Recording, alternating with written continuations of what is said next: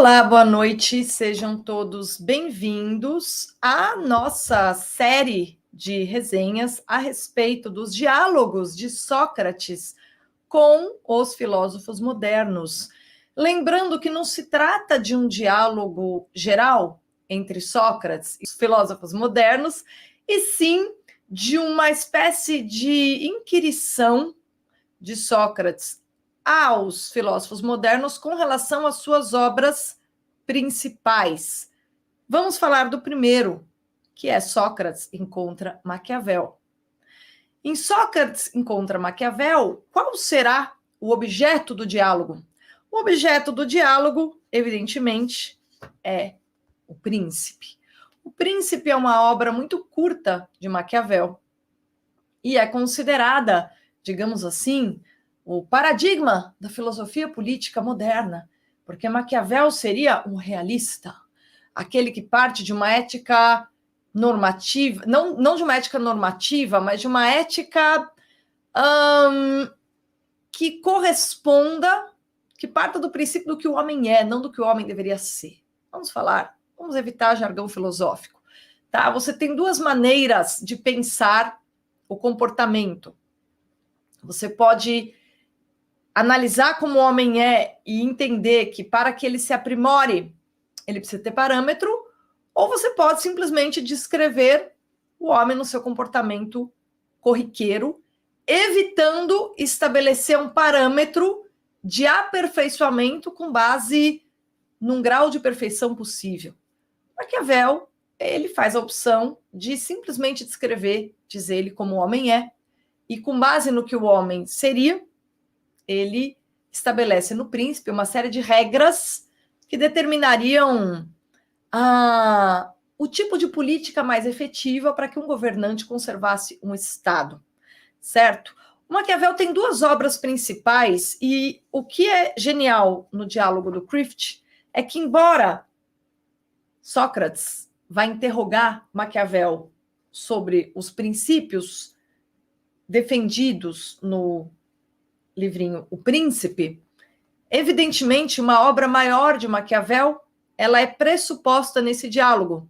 E essa obra maior de Maquiavel pressuposta nesse diálogo são os discursos sobre a primeira década de Tito Livio, uma obra em 3 volumes em que Maquiavel analisa a fundação de Roma e, portanto, das cidades, o desenvolvimento e o enriquecimento e a queda. Então, Maquiavel, no seu estudo histórico a respeito de Roma, ali ele procura o paradigma do que é política. E desde o início, nesse diálogo, a gente percebe que Maquiavel se coloca como um historiador, um cientista e não um filósofo, alguém que não está interessado em especulação, alguém que simplesmente olha para a história e percebe, captura as verdades principais sobre os homens e sobre a política na própria história e, com base nisso, monta o seu guia de conselhos que tornariam a conquista e conservação do poder inevitáveis por qualquer pessoa que seguisse as suas regras, tá? Então, na verdade, essas duas obras do Maquiavel, O Príncipe e os discursos sobre a primeira década de Tito Livio, são interligadas, porque é como se Maquiavel tivesse no seu estudo da história de Roma o lastro dos seus conselhos de realpolitik, como se diz, né? De política tal como ela é, de pragmatismo. Por que esse diálogo é tão fantástico? Porque ele é um tapa na cara daqueles que dizem temos de ser pragmáticos, como se qualquer coisa que você fizesse não estivesse atrelada a um campo que em filosofia se chama metafísica, mas na verdade se refere à sabedoria das verdades eternas. Veja, se refere ao conhecimento do real em si, das coisas que nunca mudam e, portanto, fundamentam todo o comportamento possível, todas as tendências humanas que se repetem e etc. E a filosofia, de fato, ela investiga aquilo que é permanente, eterno e etc., porque conhecimento é justamente a descoberta de coisas que se constituem enquanto um saber que extrapola o tempo e as ações singulares, mas funciona na memória e no patrimônio da cultura humana como parâmetros para que nós tenhamos prudência e entendamos aonde que a coisa vai. Portanto, você querer dizer, eu sou um pragmático, eu penso na prática, eu estou interessado nos efeitos da minha ação, acreditando que todas as regras de conduta que você delineia são separadas de formas, valores e conhecimento, etc. Qualquer tipo de... Vocês estão reclamando do áudio? Deixa eu só ver nas configurações. Qual áudio que está aqui? Não, aqui está o áudio normal, tá bom? Desculpa a interrupção. Então, talvez esteja um pouco alto. Eu posso abaixar o volume. Então, esse juízo tão comum entre nós, né? De que eu sou um pragmático, nós temos de fazer a política como ela é, temos de encarar as coisas como se as coisas como são fossem desligadas da sua estrutura última, é a estupidez que Sócrates demonstra Maquiavel padecer. Então, Maquiavel padece da ilusão do pragmatismo, que é, de fato, a grande ilusão da filosofia política moderna. E a ilusão do pragmatismo e a ilusão da filosofia política moderna levou-nos a uma redução do horizonte no que diz respeito à filosofia política, ao pensamento político. Então, o pensamento político moderno não é uma expansão do horizonte, e sim uma redução de horizontes. E é isso que Sócrates mostra, mas ele faz isso na prática. Como é que esses livrinhos do Crift são estruturados, tá? Assim, é fantástico. Como introdução à filosofia política moderna, Sócrates encontra Maquiavel, é absolutamente fenomenal. Se você leu O Príncipe e falou, caramba, eu tive a impressão de ter encontrado falácias, tautologias, juízos falsos, premissas confusas e muitos entimemas duvidosos, ou seja, argumentos cujas premissas estão ocultas, o que dificulta a verificação da verdade da conclusão. Se essa foi sua impressão ao ler O Príncipe de Maquiavel, um livrinho, você deveria ver as impressões, conferir as impressões de Sócrates, porque o que Sócrates faz é inquirir Maquiavel com seu livro na mão. Sócrates vai citar passagens do Príncipe. Sócrates vai fazer com que Maquiavel revisite seus argumentos. Sócrates vai provar que algumas das comparações e dos argumentos de Maquiavel não passam ou de tautologias ou de argumentos completamente falsos. Mas Sócrates, na primeira metade inteira do livro, vai demonstrar para Maquiavel que o fato de a sua antropologia, ou seja, a sua visão de homem, definir a natureza humana como inclinada ao egoísmo, inclinada ao vício e, portanto, mais sujeita a responder ao temor, ao medo, que é o amor. Em toda a primeira metade desse diálogo, Sócrates vai demonstrar a Maquiavel que isso é um princípio muito pouco realista, porque ele fala de uma parte do ser humano de que todos nós já sabíamos. Aliás, esse é o objeto do primeiro livro da República de Platão, é o discurso de Trasímaco. Esse é o discurso de Calhas no Gorgias. Esse é, enfim, as inúmeras observações políticas e as inúmeras observações éticas feitas por Aristóteles na Ética a Nicômaco a respeito dos vícios, dizem justamente isso. Um ser humano que nada faz para se tornar melhor pode terminar sendo uma grande porcaria e sendo absolutamente incapaz de virtude, tá? Então, não é nenhum segredo para a humanidade que a inclinação do ser humano ao mal seja, digamos assim, algo pertencente à nossa natureza. Agora, o que faz Maquiavel, acusa Sócrates, é reduzir a natureza humana a uma inclinação permanente ao egoísmo, ao mal, e a usar o próximo como instrumento para obter sucesso. Não que isso não exista de Sócrates. Todos nós sabemos como é que nós fazemos o mal. A questão é que nós, antigos, talvez tenhamos achado interessante apontar também aquilo que nós podemos fazer para alcançar o bem. E o outro ponto que na primeira metade Sócrates aponta, e no qual ele insiste muito, é o seguinte: veja, você tem a tese principal de que o medo, incutir o medo nos indivíduos é a melhor maneira de controlá-los. E aí o Sócrates faz um apontamento fantástico, ele diz: contudo, Nicolau, ele chama Maquiavel de Nicolau, eles estão no além. Maquiavel acorda e diz: puxa, onde eu estou? Não é possível. Quem é você? Ele demora para reconhecer Sócrates. E quando ele reconhece Sócrates, ele pede um emprego para o Sócrates. Você devia me contratar. Finalmente você encontrou eu, um homem prático, um homem que poderá te ensinar tudo o que você nunca soube. Como se Sócrates fosse um pobre fracassado que de política não entendesse nada. Então, começa assim o diálogo, né? Começa assim, quer dizer, Maquiavel se vendendo, né? Que é, na verdade, um pouco o espírito do príncipe. E começa com Sócrates jogando na cara dele que não adianta nada ele falar sobre adulação. Ao longo do Príncipe, se o livro O Príncipe começa com uma carta em que Maquiavel puxa o saco do destinatário do manualzinho, para quem provavelmente ele estava pedindo um emprego. Então você tem uma série de paralelos que o Crift elabora nesse encontro no além, assim que Nicolau Maquiavel teria morrido com Sócrates, né?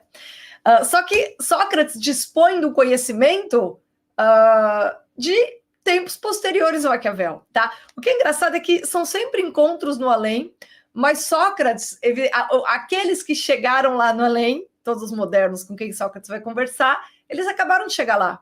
E Sócrates dispõe de argumentos de coisas que aconteceram em outros tempos. E Sócrates coloca paralelamente coisas que aconteceram depois e coisas antigas, né? E uma das coisas que o Sócrates evoca, que é mais engraçada, ele diz o seguinte: olha, você diz que os seres humanos respondem melhor ao medo, porque eles são maus, são egoístas, são desgraçados. Por isso, daí aquele seu famoso princípio de que um príncipe é melhor para um príncipe ser temido do que ser amado, já que ser amado não é grande garantia, já ser temido é garantia de que a gente não vai ter rebelião. Um príncipe temido não vai ter rebelião contra ele. Agora, um príncipe amado é como se o amor fosse uma força muito pequena diante do medo. É o que Maquiavel defende, e Sócrates vai inquiri-lo fortemente nesse ponto. É um dos pontos altos desse diálogo. E ele diz o seguinte: veja, alguns cientistas, que não são filósofos, como vocês são cientistas do comportamento humano, os behavioristas, né? São os comportamentalistas, né? Os cientistas comportamentais, veja só, Maquiavel, veja só, Nicolau, eles dizem o seguinte, que para condicionar um ser humano, que é fazer aquilo que você quer ensinar o príncipe a fazer, ter controle sobre seus súditos, para controlar o ser humano, a melhor coisa a fazer é buscar respostas, estimular respostas, explorando o amor, não o medo. Ou seja, habituá-los a fazer o que você quer, dando recompensas a eles. Então você dá uma recompensa e ao dar a eles algo que eles gostam, eles vão se habituar a dar a resposta que você quer condicioná-los a dar. Como vocês sabem, o behaviorismo diz o seguinte, que os nossos comportamentos são fruto de condicionamento e que a base do condicionamento é a recompensa. Bom, mas a recompensa é o quê? É você desejar algo que você ama. A recompensa não tem nada a ver com temor, mas tem algo a ver com amor. E aí, Sócrates joga essa na cara do Nicolau, que fica sem saber o que fazer. E a gente tem vários momentos como esse. Nicolau Maquiavel, como vocês sabem, escreveu um outro livro, que é um dos outros livros importantes da sua obra, chamado Arte da Guerra. E o Maquiavel se dizia um grande conhecedor das artes militares. E para o Maquiavel, você ter a força e os grandes exércitos era a base para a conservação do poder. Portanto, ter um exército era algo absolutamente fundamental. E ele defende que a força das armas é algo importantíssimo para um príncipe. E aí o Sócrates vai fazer a comparação entre a força das armas e a autoridade moral. E aí o Kreeft faz algo interessante, que é recorrer a várias outras tradições. Ele vai até o confucionismo, né, para falar sobre o quanto que a autoridade moral é o lastro da obediência e da ordem nas comunidades. E ele vai também evocar Jesus Cristo, Moisés, para falar o seguinte: veja só, aqueles que foram os líderes mais de comunidades, mais respeitados, aqueles que são os ícones da autoridade moral. Veja só, parece que o poder, entre aspas, deles é muito maior do que um príncipe com exércitos, né? Então o Sócrates faz esse jogo, por quê? Para evocar a ideia clássica, que vem da política antiga, que a autoridade moral ela é fundamental para o exercício da política, ou seja, o ser respeitado por você ser amado e ser respeitado é muito mais eficaz para que você seja seguido. Quando as pessoas te respeitam porque sabem que você confia nelas, uma comunidade ela se mantém sólida ao longo do tempo. É por essa razão que os gregos privilegiaram a ética da virtude. É por essa razão também que os romanos procuraram combinar direito natural, a lei positiva, tendo como liga das duas coisas a tradição, ou seja, aqueles valores que os romanos já respeitavam. Cícero, no livro das Leis, diz o seguinte: você precisa fazer leis, qualquer lei que você venha elaborar não pode contradizer aquilo que define o comportamento das pessoas para quem você está fazendo aquelas leis, né? Então, todo o saber político antigo é aqui mobilizado na argumentação socrática para mostrar ao Nicolau Maquiavel o reducionismo que está presente no livro Príncipe. E por que esse é um exercício filosófico tão importante? Porque a verdade é que na filosofia política moderna a gente não tem uma expansão de horizontes com o realismo de Maquiavel, como tanto se alardeia por aí. O que nós temos é uma redução do horizonte, da visão ampla dos antigos, da qual o chamado pragmatismo é um componente.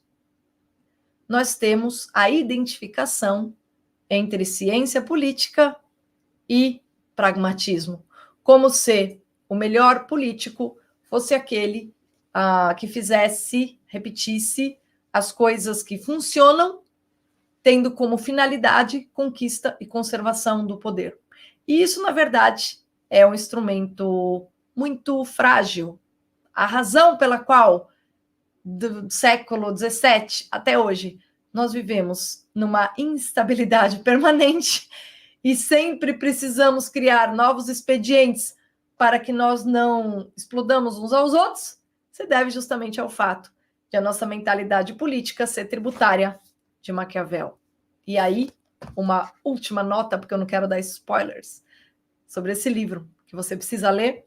Um último ponto fantástico que Sócrates joga na cara do nosso querido Nicolau é o fato de a cristandade ter abrigado reinados muito pacíficos que duraram um tempo significativo, baseados na autoridade moral e na obediência dos reis aos valores que nos transcendem, aqueles para os quais Nicolau Maquiavel não deu nenhum valor, porque ele dizia que abstração não ajuda a gente a entender esse domínio chamado política. Portanto, o que a gente tem no nosso ambiente moderno é uma redução de horizontes. De fato é.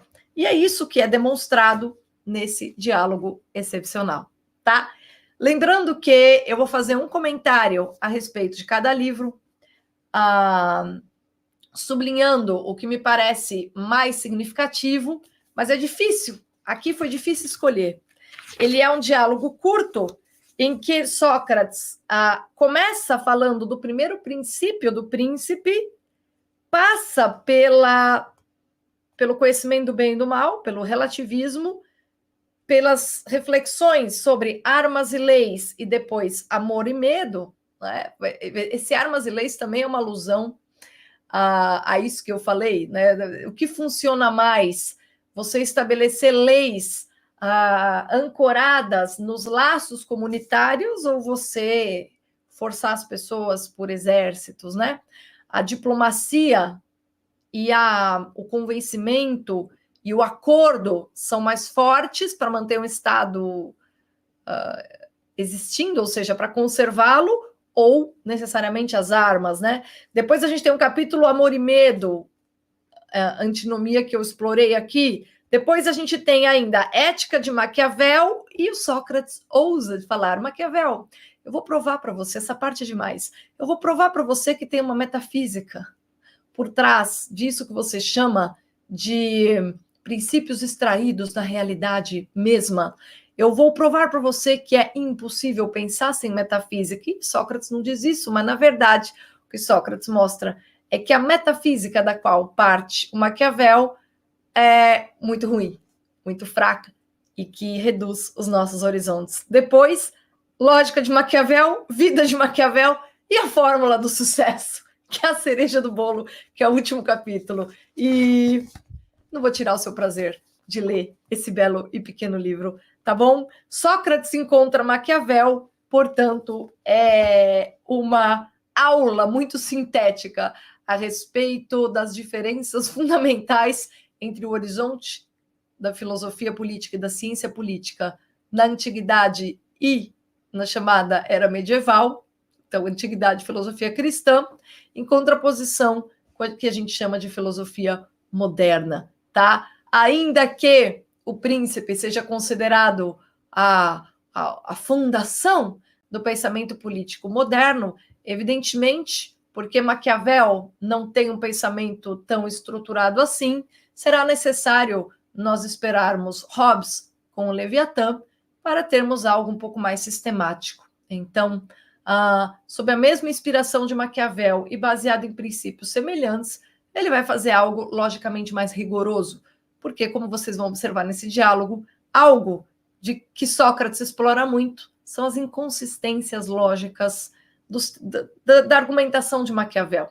Maquiavel não era um grande lógico, diferentemente de Hobbes. Thomas Hobbes, por outro lado, ele sistematiza todos esses pontos que Maquiavel tenta amarrar na sua obra, sendo ele muito mais um historiador e, enfim, candidato a cientista político do que qualquer outra coisa.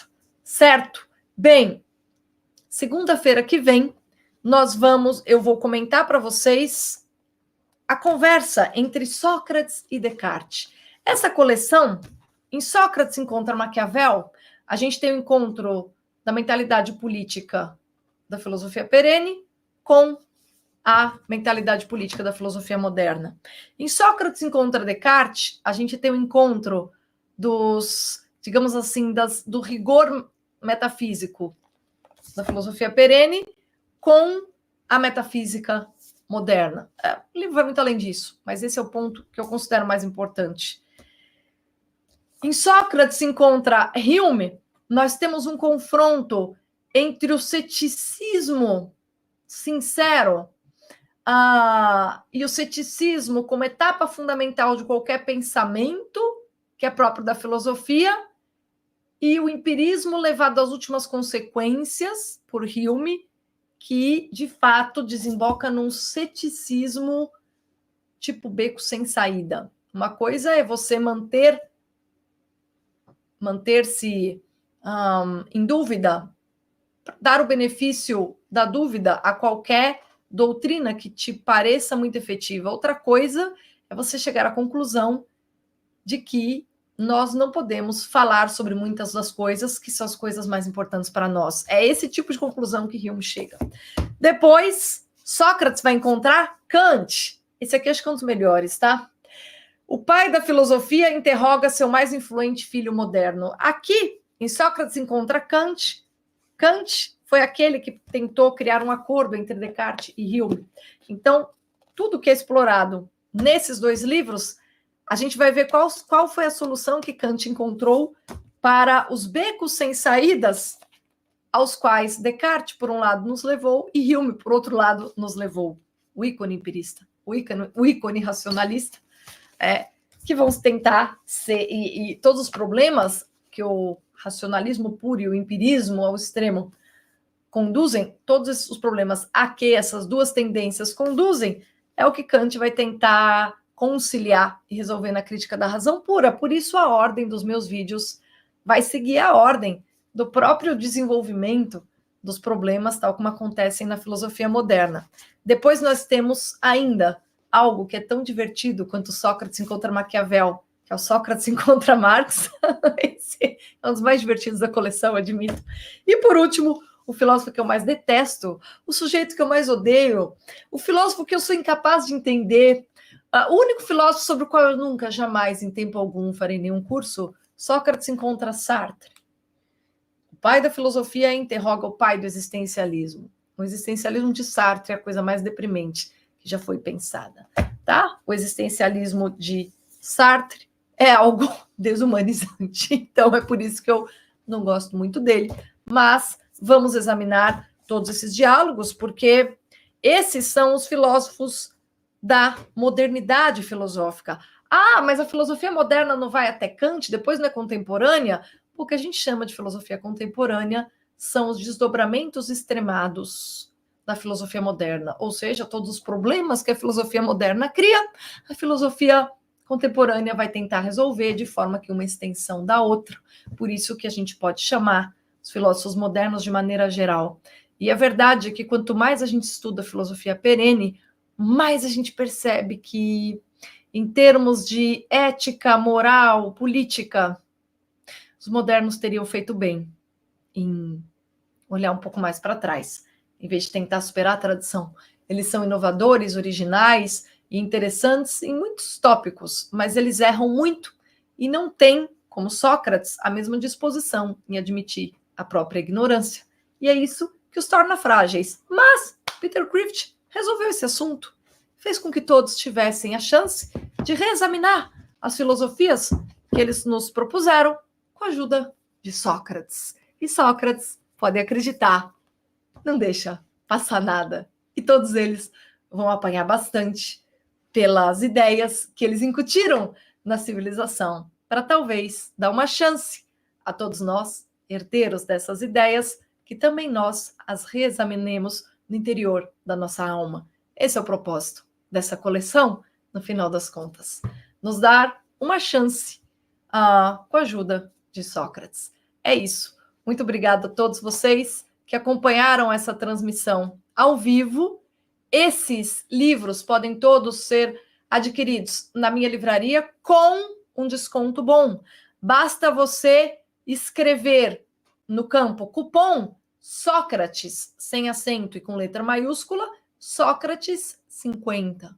O cupom Sócrates 50 te dá acesso a comprar, inclusive, a coleção inteirinha, o combo inteiro, com um preço muito especial, certo? Se você gostou do espírito dessa coleção, saiba que ela é incrivelmente útil para professores de filosofia, não importa onde você atue, em escolas, em universidades e etc.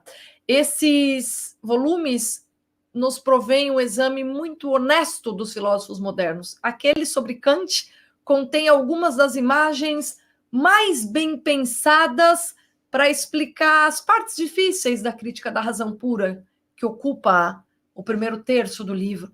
Então, o Peter Crift é um grande professor, um sujeito extremamente didático, e essa coleção também é uma maneira de você se familiarizar com as grandes teses da filosofia moderna, ter capacidade de entender melhor esses filósofos e trabalhar esses textos com seus alunos.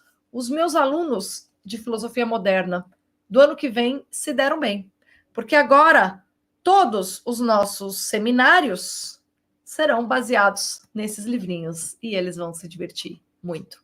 Esse ano eu já consegui, pelo menos, colocar Sócrates encontra Kant para eles me apresentarem. Assim, em vez de a gente entrar na crítica da razão pura daquela forma sisuda, a gente encontra as ideias principais de Kant, inquiridas com a graça e ironia típica de Sócrates. E, evidentemente, é uma forma muito mais eficaz de você introduzir pessoas que nunca leram um filósofo, a filosofia dele, antes que essas pessoas se decepcionem e abandonem a tarefa por se sentirem muito perdidas ao enfrentar a fonte primária. Então, é um recurso de literatura secundária muito interessante para a sala de aula, além de tudo, certo?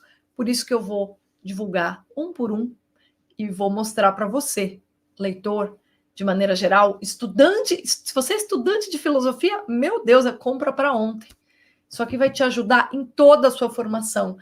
E se você é professor, confie em mim, você não vai se arrepender. Afinal, o professor de todos nós ainda é Sócrates, que vocês estão vendo aqui. Lembrem que esse foi o homem que formou Platão. Então, o principal nós sempre aprenderemos com ele, tá? E eu tenho certeza que se ele tivesse encontrado os filósofos modernos, talvez os grandes clássicos da modernidade seriam um pouquinho melhores, em termos de rigor, em termos de compromisso com a verdade, em termos de capacidade de analisar a realidade por inteiro e não reduzi-la a alguns de seus aspectos. Mais uma vez, muito obrigada a quem me acompanhou ao vivo e até a próxima.